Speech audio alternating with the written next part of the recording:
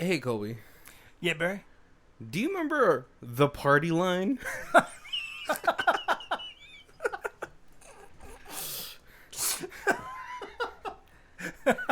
It's a conference call now, Colby. What's going on, guys? My name is Barry. And this is Colby. And this is Who Watches This. Bum. Theme music.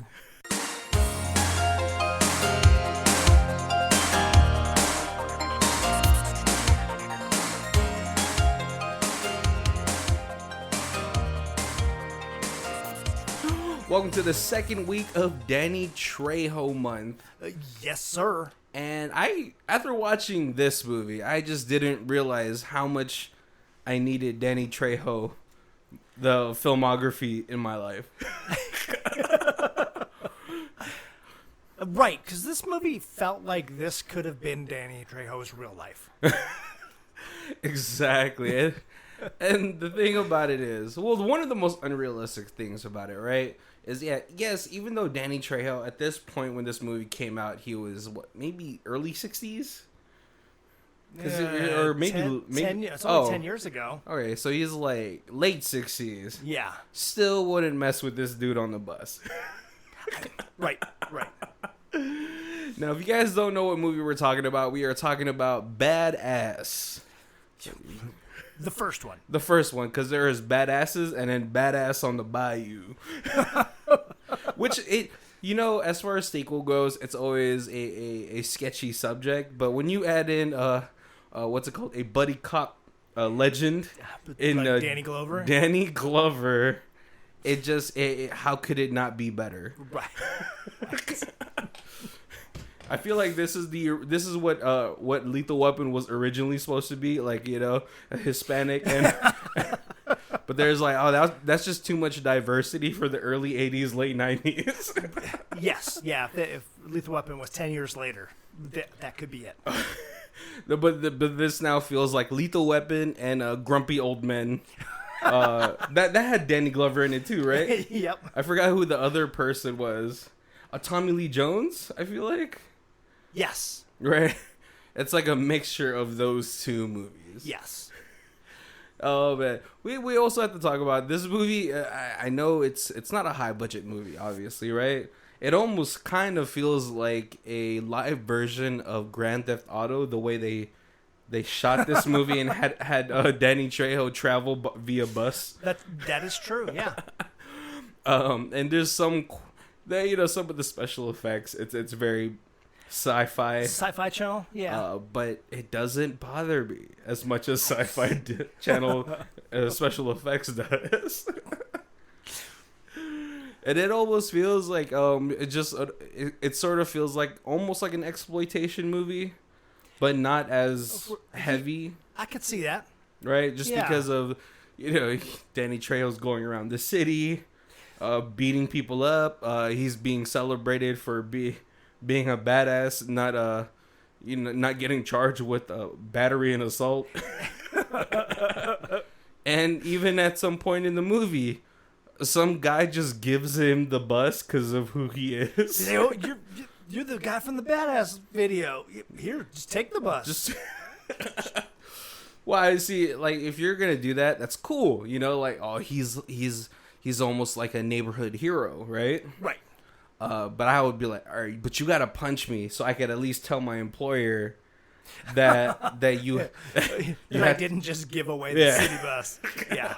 That I fought for the bus before you commandeered it from me like a cop. Right. All right, let's get to the plot line. I wanted to try like something new for the plot for the plot review. And I'm going to try to tell it to you like Chris Pratt tells a movie in Parks and Recreations. Okay. But it's really just going to be almost the same, except I'm going to skip a lot more details and just talk about how I saw the movie. For some reason, I totally thought about the Chris Farley sketches that he used to do on SNL? On SNL, where he'd like review the movie, but he'd be like with Mel Gibson, and he'd be like, "Hey, remember that part where you fought the bad guy and you took his gun?" Mel Gibson's like, yeah, and he's like, that was awesome. That was kind of like the whole review. All right. So we're gonna start with a young Danny Trejo. He looks obviously weathered. Yes. Right. Danny Trejo looks like your greatest catching mitt. But no, we start off with him. I believe around the 60s, right? I really forgot all my dates for history. So early 70s. Early 70s. And so he's telling his girl, he's like, hey, I signed up for the military. I got to fight for my country, you know? Yep. And his girl's like, oh, but what if I never see you again? And he's like, I'm coming back, baby. Just like John Kreese did in Cobra Kai. No, but like, you know, some people are built for that type of occupation, you know, being in the military, having someone to tell you what your job is, and that's your only job, and that's what you do, right? Right. And so Danny Trejo is obviously, he's fit for the military, he's doing his service, but I forget. He said he's in it for 7 years, so... Yeah, and he said that he would have stayed longer. But he got a Purple Heart. Yeah, but he had a Purple Heart, you know, so he did get, was it injured or something? Yeah, so he got shot, and then he got honorably discharged. Yeah, which is great, you know, like he gets to go home, so... One of the things that really propelled him or like kept him alive in the war is like, oh, when I get home, I get to see my girl. Yeah, my baby's waiting for me. You know, and you know, in 7 years, you're kind of worried. You know, you're worried for Danny Trejo's character. Is like, oh, you know, is she gonna be happy? But he must have not read between the lines and the letters, because when he goes to see his best girl or his girl, yeah, he's like small town farm boy. Yeah. So, but you know, being from LA and it's LA in the 70s, there's a lot of debauchery and cocaine. Yes. But there's, you know, depending on the what's it called, the area that you live in or the area you grew up in, a lot of factors can change. Like if Danny Trejo was from Kansas, right? Oh, his girl would have waited, and he was like star football player. Yeah, most likely she would have waited. Oh yeah, and a war hero, right? You know, but you know, being from LA, the moment she answers the door, she's surprised, and then two runts come running from behind. Right. And if we're totally wrong, Kansas, and that is offensive, we take it back. No, I'm just saying, you know, like smaller town life. Yeah. You know, I mean, still, like, you know, there's still, you know, Robbie from the pharmacy that might get fresh with you, and maybe you never know, like, you know, maybe he's not coming back. Well, we don't know. I'm just saying there's a higher chance. That's true. It's a low-risk lifestyle. That's what I will say. Yeah. Right? Yeah. And so he goes through his life, and this kind of highlights the sort of the rough treatment that a lot of veterans get, especially from before. Yeah, he comes back after being a war hero, and they're basically like, did you use the GI Bill? No. Well, we're really kind of looking for somebody with a diploma. Do you have any management skills? No, you were always a grunt. Well, we were kind of looking for somebody with some leadership. Leadership, yeah. Yeah. And I don't know I don't know why he didn't use the GI Bill.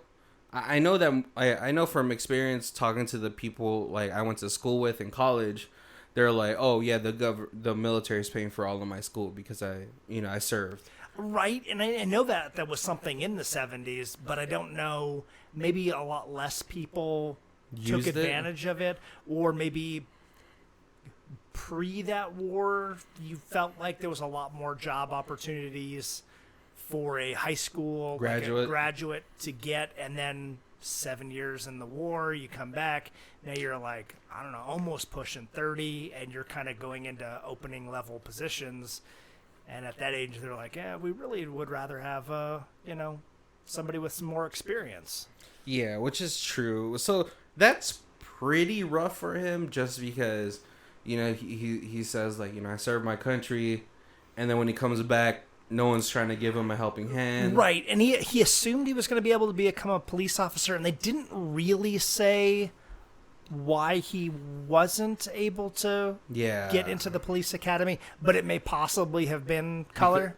That or probably maybe due to his injury. Or due to the injury, that's which is rough. Definitely a possibility. So he's like, I gotta do something. So he sets up this hot dog little stand. Right. Which is fine, but, you know, as time went on, the world moved around him, and he kind of just stayed stuck.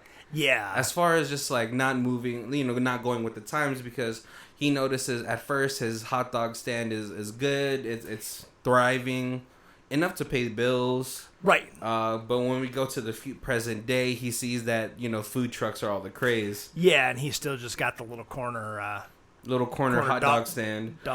Yeah. Which, I mean, like, man, if he didn't use that GI Bill, I don't know the rules, but couldn't he have just used that as a down payment for a food truck? Because then I feel like that would be more convenient for him, right? That is not the way it works, but that would be. Yeah. On the job education of working in a food truck. Yeah. Well, it's like, you're like, all right, well, I'm not going to use it for school. Can I use it as a business loan? Why not? Yeah, that's really probably a very interesting question for a different podcast, but that would be interesting if the government would allow that. Right. You government conspiracy podcast, hit me up. No, and so, yeah, we're up at, like, present day. I believe this movie came out 2011. Yeah. I believe. And so 2011, he's kind of just going about his day. You know, a lot of people in LA commute by public transportation, and he's in the bus, and then all of a sudden these skinheads come in and they try to commandeer a seat from an older, like, black, like, African American guy. Yeah. And he's just like, he slaps one of them, which was hilarious, dude. I was like, man, that guy got some cojones, you know. But Danny Trejo stops him from assaulting the elderly guy. And he's like, you know, and then they try to come up to him because now they have to, because, you know, they're tough guys. Yeah. And now this old man just embarrassed them in front of the bus. Right. And then that led to further embarrassment when Danny Trejo serves their ass on a plate. Whoops on the butts. And, you know, this is pretty early stages, but, you know, iPhones were good enough to capture...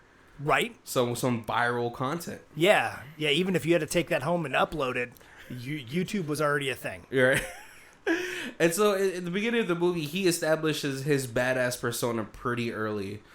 You know, people respect him. They're like, oh my God, you're the guy, you're the badass, you know? Right.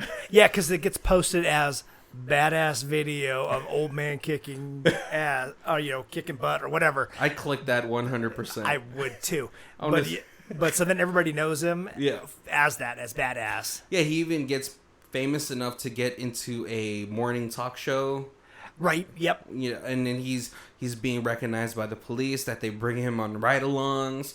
So life seems pretty good, but during the what's called the morning talk show, his mom is so proud of him, but then we skip to 3 more months later or 3 weeks later, and his mom's passed away. Yeah. Everything is bequeathed to him. Well, like her fine china and silverware are bequeathed to the church, but she leaves him that house and the dog Baxter. Right. But I'm gonna let you know right now, that house in LA is probably $1 million. Even if it's in the hood, you know, that is $1 million property. It's a decent house. Right. And no spoilers, but he doesn't have to go John Wick. Nobody kills his dog. All right. But, you know, the thing about it is his mom was a nurse. So I'm surprised she didn't push him to use the GI Bill to get a further education. Right. But no, he plans to move in with his best friend Klondike, who he knew from the war. Yep. And everything seems to be good. You know, they're moving in together. They're sharing each other's vintage porn. Yeah. Yep. But Klondike goes to the corner store to get some new smokes because he doesn't like the new parts that Danny Trejo's mom used to smoke, Frank Vega. But he gets jumped by 2 hoodlums. Apparently, he has some sort of information that he had actually given to Danny Trejo. He's like, "Hey, put this in your mom's safety deposit box." Right. it's a flash drive. And Frank is like, what's a flash drive? Well, it's this little device that saves memory from your computer into a smart board on this stick. And it becomes like this weird running joke throughout the movie that they keep explaining what a flash drive is to Danny Trejo. Yeah. But yeah, his best friend Klondike gets gunned down by these two guys. Klondike, who is also a badass. Right? He holds his own. Yeah, he takes down these two guys. When it's fisticuffs, he holds his own. But then when they pull out a gun and shoot him, obviously he's anyone's butter. Yeah. To a gun. And so Danny Trejo now he's trying to find out who killed his best friend, right? Right. Because he says to Klondike, he's like, "You're about the only family I have left." Yeah. Well, you and Baxter. Who for some reason they made a masturbating joke for this dog. But no, and then we have this side plot too with the neighbor where there's this child that has the mouth of a trucker, and his mother who is in a very abusive relationship with another man. Right. But so we're not really going to talk about that because it only really matters towards the end, right? Yeah. Right. But no, so Frank Vega or Danny Trejo is at the police station. He's like, you guys are going to find out who did this to my friend, right? But for him, it seems like they're not really taking that too seriously. Yeah, because they're kind of like, I was in the ghetto. Somebody got, someone got shot again. And even there's like so many hoods.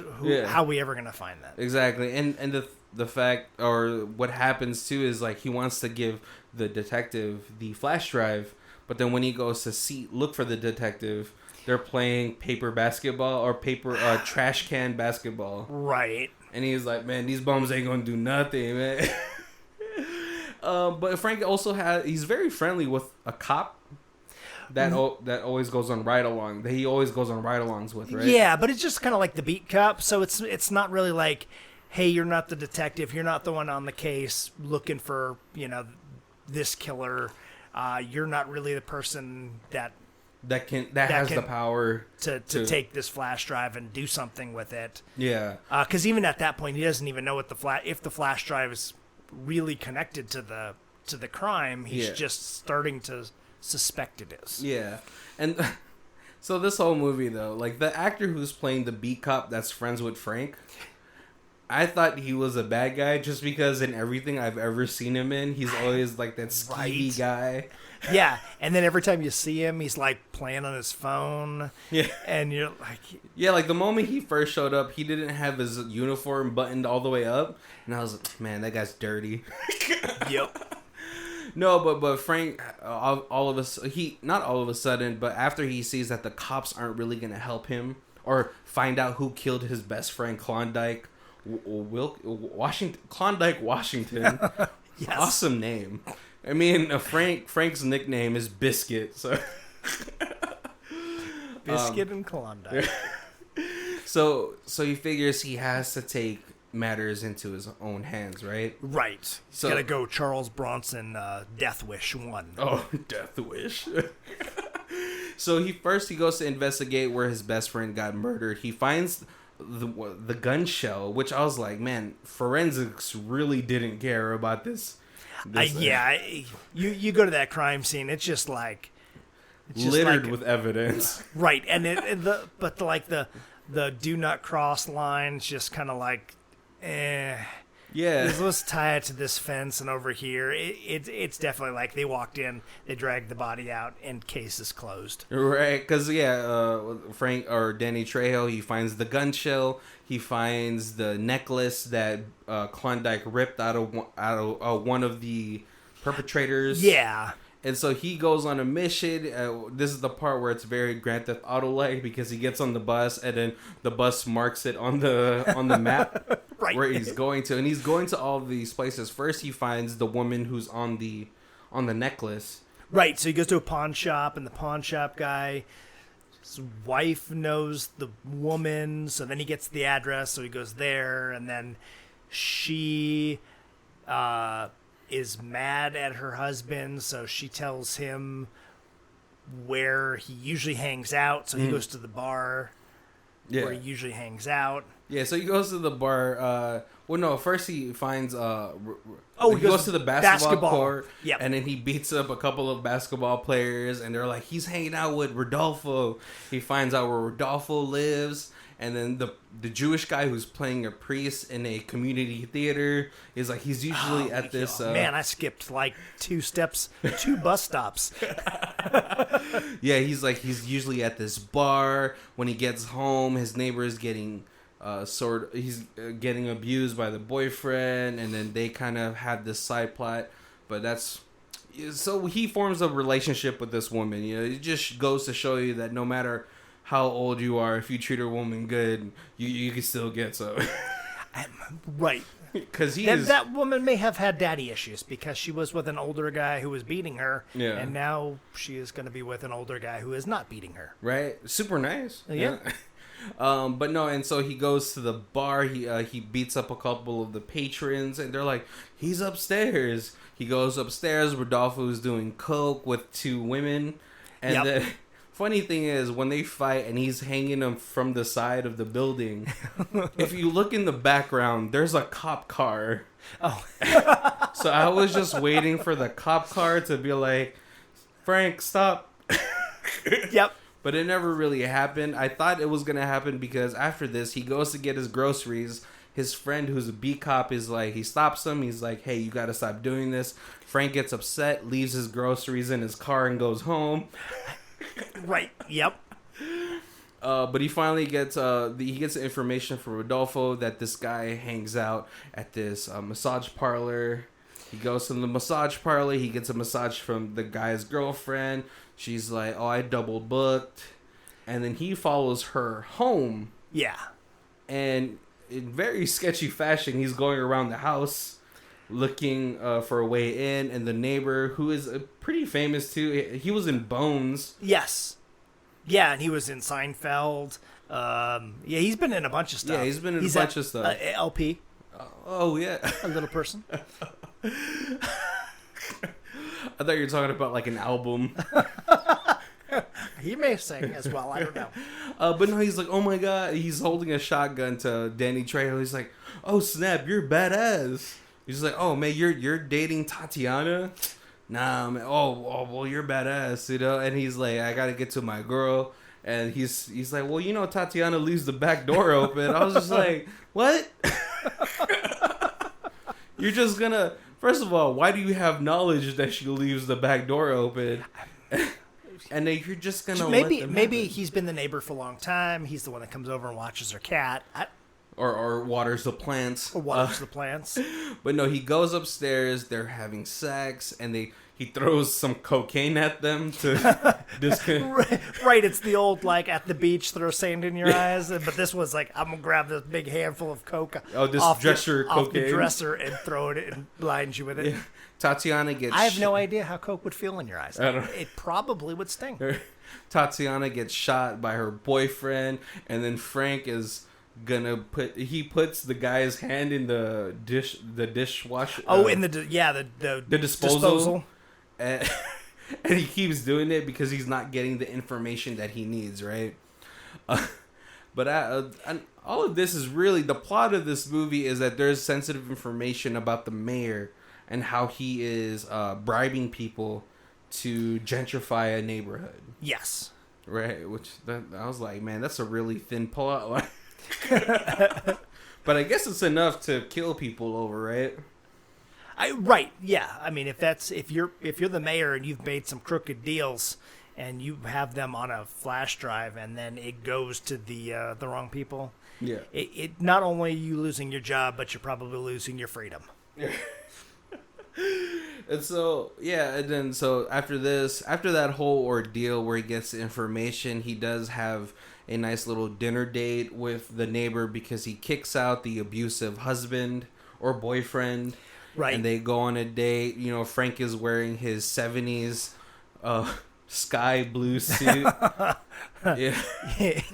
And, you know, so you already know there's things happening there. The door is broken, so Frank is like, you guys can just stay at my house. I'm not going to let you stay in a house with no door. Right, and the little boy's like, I'm not sleeping with I can't lock the door. Yeah, exactly. I don't know why his voice was that high. Oh, I mean, he was prepubescent, right? Yeah, okay, there we go. Yeah. His balls haven't dropped yet.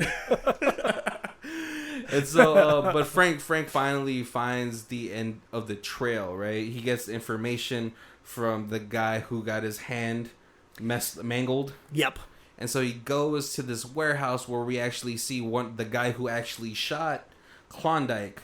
Yeah. And this is the first time that Frank actually gets knocked out by the big boss. Panther. And Frank is set up very eerily, just like in Lethal Weapon. And like Mel Gibson, he is set up to an electronic, like, torture device. Right. Yeah, and he actually had mentioned that he was a POW at the beginning. That he had been a few months as a POW, and so he had been electrocuted previously in his life. So yeah, so you're not really introducing anything new to him. Yeah. The only thing that might be detrimental to Frank is if he has a pacemaker. But no, Frank is telling Panther that the USB is shoved up his butt numerous times during this torture sequence. But he notices that the whole warehouse is littered with oil rags. Yeah. And you know what's hard to stop is an oil fire. Right. I think you need sand or something. I think you could only smother the fire. That makes sense. Right? I just remember someone equating oil fires to Kobe Bryant. Yeah, because like water will just make the oil worse. Because the oil will float on the water, and so it'll just spread the fire. All right. Someone also told me that like oil fires were like Kobe Bryant. You can't stop it. You could only hope to contain it. No, but I wasn't quite sure where that joke was gonna go. But no, so Frank, what's it called? No, Panther gets Danny Trejo's wallet. Yep. And he sees his address, and Danny Trejo's like, there's nothing there. And he's like, oh, you got a lady over there, don't you, Frank? I'm like switching between Frank and Danny. I'm sorry if you guys are getting confused. It's too late to re-record this. And for some reason, that's where his mind went to, and so Danny Trejo's like, "Don't go there. There's nothing there." Yeah, but he's like, "Nah, I'm gonna go there. I'm gonna go see your lady friend by myself." But Frank has already gotten out of his restraints. Yes. And he throws the matchbook that he got from the date that he had with the neighbor. Yep. And the warehouse, it causes a huge explosion. Right, because all the rags are on oil drums, and now the oil drums have all exploded. Or gas drums, maybe. I don't know. I don't know why you have a warehouse filled with either. Unless they're like a cooking, like their what's it called? Their laundromat was a cooking oil factory. Right, because they could have at least made it look like a chop shop or something. Like, so they were like, oh, this is the gas we're draining out of the cars, something. But no, I mean, this was realistic. But it knocks Panther down. His two goons are dead. Obviously, this operation has only ran with 4 people max. Right. But no, toward this whole ending sequence is a fight between Panther and Frank. Panther takes what's it called? One of those Greyhound buses. Yes. And Frank also chooses to be given a Greyhound bus. And we have the most epic bus chase ever since Speed 1 with Keanu Reeves and Sandra Bullock. And somehow Panther is able... They're playing bus chicken. Right. Which I guess... I don't know. I don't know what another word for that is. But Frank does swerve first. Yes. While Panther gets hit by a train. By a train, because they're doing it in the train yard. Right. And somehow Panther survives that. Right. Because especially when they show the speedometers continue to go up. So both the buses are at about 75 miles per hour when they're gonna head on, and then a swervy happens. Yeah. And then you hit a train that's like head on at 75 miles an hour. Oh man. But yeah, somehow Panther is able to make his way to Danny Trejo's house, while Danny Trejo again runs into the skinheads who have gotten kicked out of the Klan because they got beat up by a geriatric Hispanic man. And they're like, we're gonna write our name because you humiliated us. So film this while I beat up the old man, and then he gets beat again. Danny Trejo's like, I can't get a break today. But we had this huge brawl in the house, but it leads outside. Danny Trejo's down, but his lady gets on the dude's back. Yep. Just gives Danny Trejo enough time to where we can get some Mortal Kombat-esque type of finishers where he's beating up Panther in slow with obvious preset blood spatter effects. Right, yeah. But it's awesome. It is pretty awesome.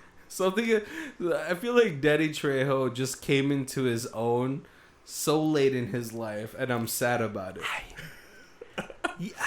Who knows if he would have made it as big as he did if he started when, say he was way back when he was 50. Yeah, right. I kind of wish spring chicken. I know. I kind of wish Danny Trejo exploded a little bit more, at least when he was like 40. That way I was like, oh man, I have 30 more years of awesome Danny Trejo. Grindhouse type of flicks. Now it's questionable. But no, we have a happy ending scene with Danny Trejo at the dinner table with his lady and her son. Yep. And Danny Trejo quotes himself. Well, not quotes himself, but brings up a point at the beginning of the movie. He's like, I don't know what the happiest day of my life is. I'm still waiting to... He's like, I found it. I finally got my happiest day. Yeah. Kobe, what was your favorite parts of this movie? So like the fight scenes and stuff are good, but I love how humanizing the interaction between him and the neighbor boy was. Like, because the neighbor boy is just like this smart ass kid who just doesn't care. He's like, I don't know, 12. Yeah. And he's got like way too smart of a mouth. But like, how like you get that kid who's quirkier than he should be and quicker with his tongue. Yeah. And so he's like, just, he's just popping stuff up. He's like, hey, old man. He's like, why are you always drinking like tequila? Is this? Well, yeah. Well, why y'all? Why he goes? Why do y'all always be drinking Modelo?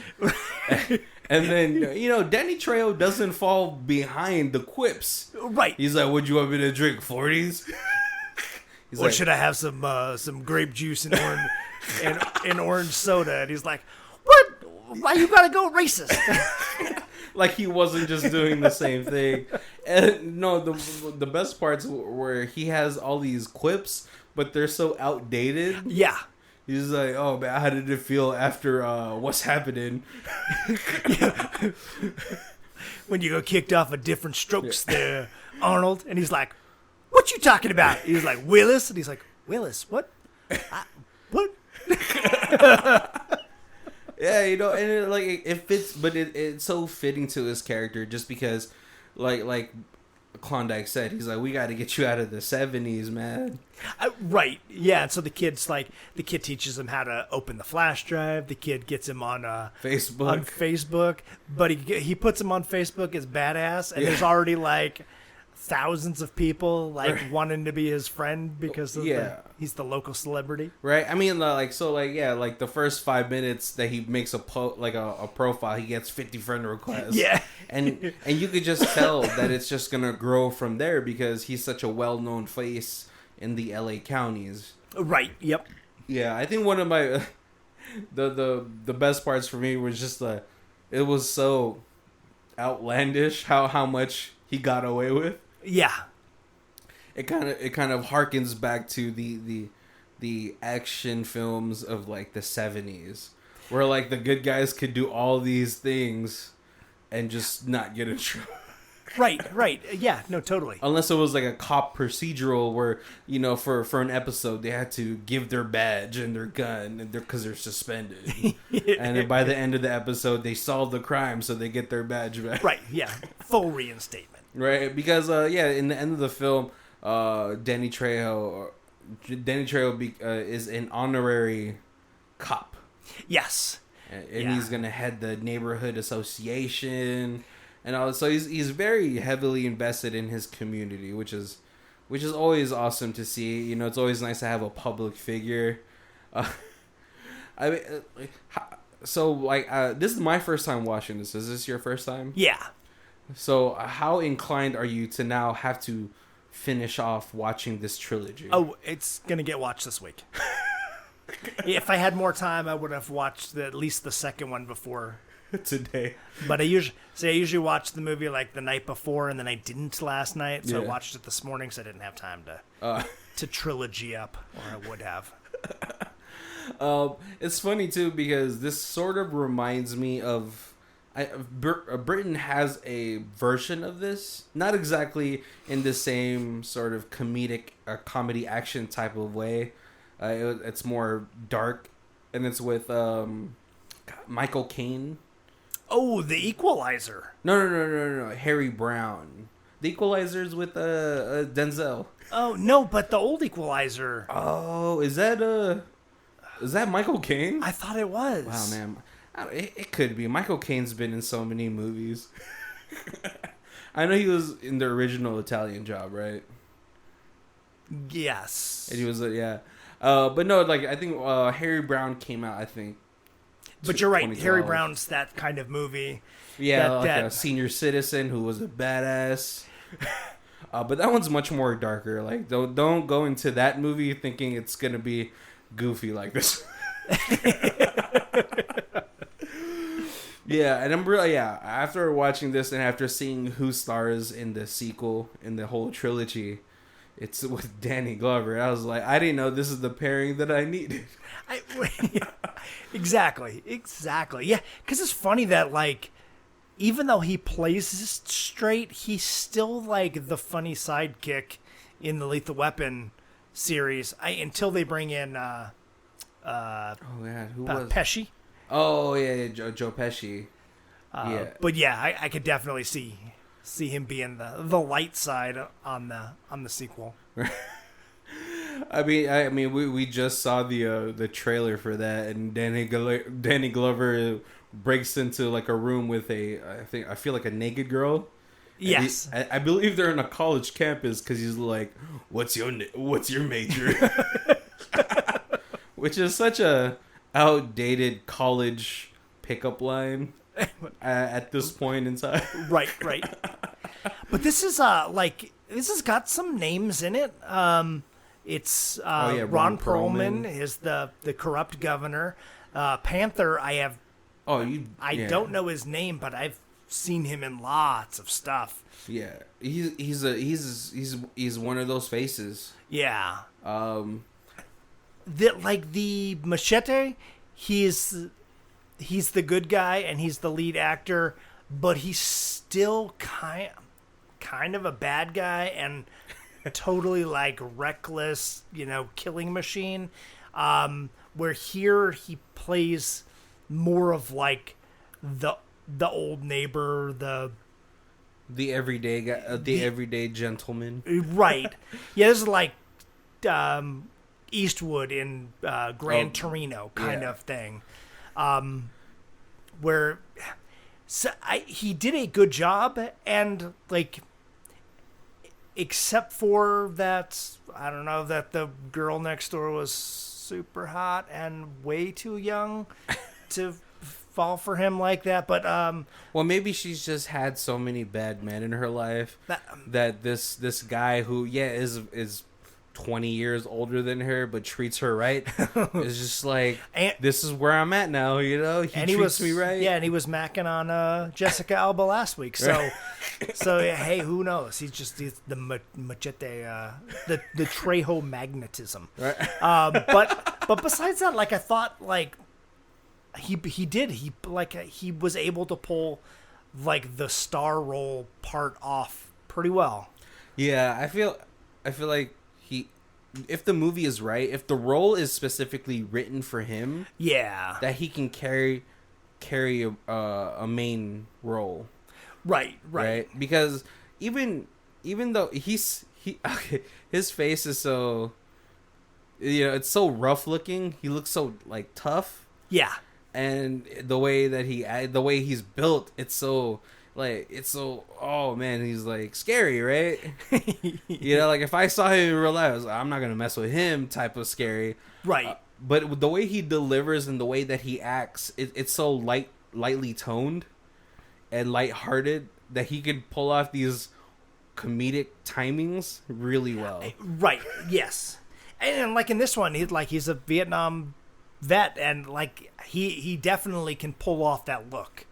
Like, I mean, he doesn't have to be like Cholo or Yeah, which he did complain about earlier in his career, because he kept saying I keep getting just Cholo roles. Yeah. So I feel like this role really fit him. I love the fanny pack that he had the whole time. Like the fanny pack. I have the cargo shorts. Yep. Yeah, I have fanny packs, and I don't care like who says that. What about them? They're just so convenient.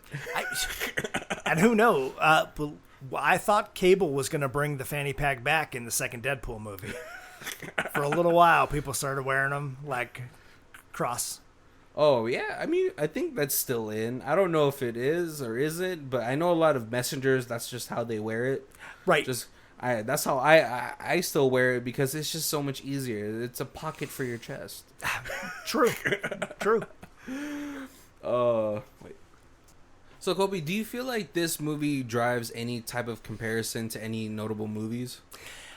We kind of mentioned a little bit like Lethal Weapon. It kind of it has some of that same features. Then ends up dynamics, being the fight in front of the house. Oh.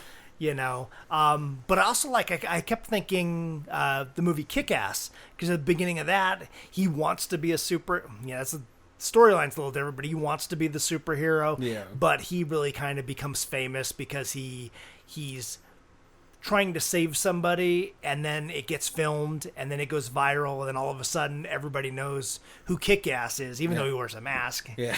So it's a little different, but I kept thinking about that, and similar like storyline kind of flows through those two as well. Yeah, but I feel like Danny Trejo's character in this one, he just wants to live a quiet life at this point. Right. He even tells me, he was like, "Oh, I don't like violence." But it's very almost like a prison mentality, depending on where you live. Just because when there's a guy out there who's now nicknamed the Badass, for some reason for some certain individuals, they want to test it. Right. Throughout this movie, they're like, "Let's see how much of a badass you are." And I was like, all these featurettes that he's been doing, being on the morning show, people would know that he is a Vietnam veteran. Right. Even though he's on there with his mom, it's still, he's still making his face known, so that like when you're the up and coming thug, and you're like, if I beat him, then I have the street cred. Yeah, he gets the street cred, But at this point, man, the neighborhood loves him so much. His face is tagged all over the place. I almost thought that they were going to go that way, because there's a group of people start to surround and watch the final fight when he's fighting Panther in front of his house. Yeah. And Panther gets him down, and then the girlfriend comes out and like jumps on Panther's back to give Danny Trejo the time to get up. But before she did that, I was waiting for almost like the Spider-Man movie, where like the LA people to step forward and be like, "Hey, he's part of LA. LA sticks together, Don't touch Badass, or we're all gonna jump you." Yeah, for some reason, no one stood up. And for being the hood, I was like, there's a lot of white people in this neighborhood. I definitely think that if it was really the hood, that all those people would have came out and stepped out and like stood up for. Unless because they didn't make it really apparent how bad of a guy Panther was, but I guess if they did, they could have made that more of a statement where it was like, well, there's a bunch of us and we would stand up, but not against Panther. Oh, right. Maybe, yeah, but that would have made sense to me. I mean, this movie is not a masterpiece, so we don't really have to. I'm actually more happy that it gave me more than what I thought I was gonna get. Right. But I also just feel like there's something always super cool about an old guy just still being so badass. Right, yeah. And you think about that, like you get like old war vets who just they're in their 80s, and you're like, oh, don't mess with Grandpa. He was in the war. Yeah. He can still disarm you with a popsicle stick. Right. Yep. Yeah, because like as you can see, like earlier in the movie, you see Klondike disarm a hoodlum and just beat him. Yep. And unfortunately, he didn't take the gun away, which is the mistake that he had made. Because Klondike went to go bow as I bid you gentlemen a good night, and then he got shot. I was like, oh, of course, I knew he was gonna get shot. Damn it! Right. Do you think in the second film that Danny Trejo's character just gets more accustomed to technology? I feel like that he is not. I feel like that's probably going to be a running joke. Oh god, I hope there's another flash drive joke in there. That's just a running theme.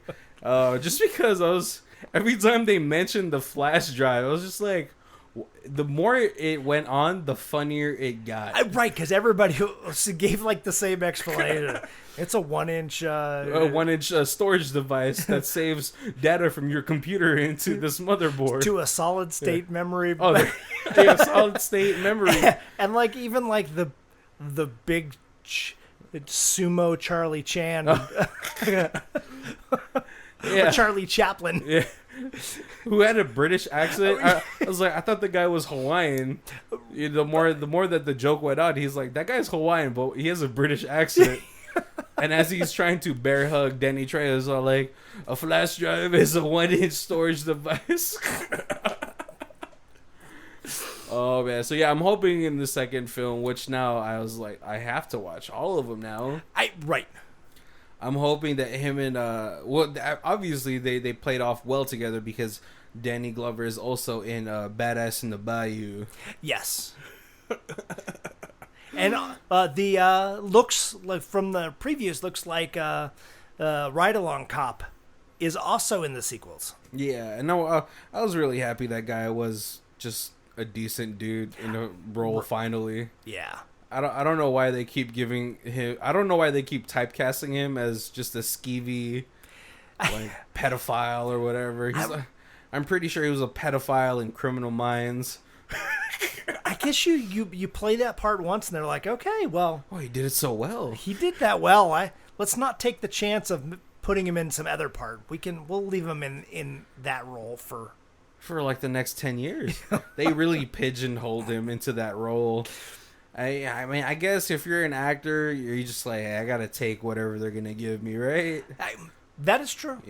I'm super glad that Danny Trejo was able to escape that pigeonhole from cholo gangster to action star. I guess you what did we say last week? 402 movies or something like that? 420. 420 movies. Eventually, you're going to get one that's a little bit different, and that could be your breakout role. And then people are like, "Oh, you can do comedy, okay?" Oh, as I was watching this movie, I was like, "Man, I really want to see him and The Rock in a movie," because I feel like The Rock has been like the biggest action star in the last 4 or 5 years. Yeah.